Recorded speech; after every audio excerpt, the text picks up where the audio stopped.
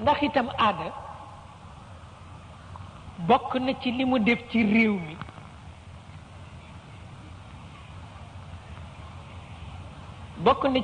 ci réew mi mooy nit ñi dañuy jaawale dund ak siiw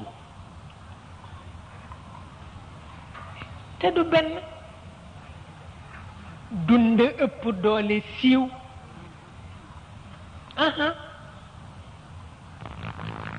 léeg-léeg nit ñi la nangam waay ku ko bëgg a def noo koy defee nga ni ko boo ko jaaree fii de mu ànd ndax kenn du ko yëg kon da waaye bu ko seetee ba xam ni dana antu waaye siiw ga dana dàqu mu préféré mu jaar fa muy siiwee te du antu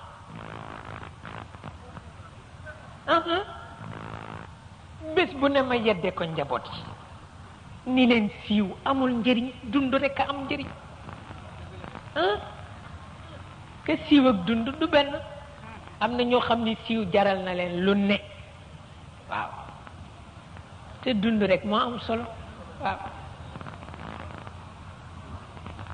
waaw waaw lu mat a bàyyi xel la siiw doxul mukk la jël na jigéen la jël góor wallaay siiw la jël na jigéen la jël góor ku yàq sa alalu jëkkër ca xew ma siiw rekk a tax waaye dund taxul ku yàq sa wurus ca xew ma siiw rekk a tax waaye dund taxul dund gën na tedd noonu amuloo ni dund gën na tedd nga dem ba ca mbooloo ma di dagg sa wurus di maye kooku dund ko gën fuuf waaw ndax siiw def dul passé ñaari fan looloo tax danga koy def ba noppi te ba xew mi tase ñàkk nga fàtte nañ ko waaw beneen xew ñëwati ndeysaan nga toppati ko waaw bu ñu la waxee nga ne man noonu laa mel ma ne ni nga mel baaxul de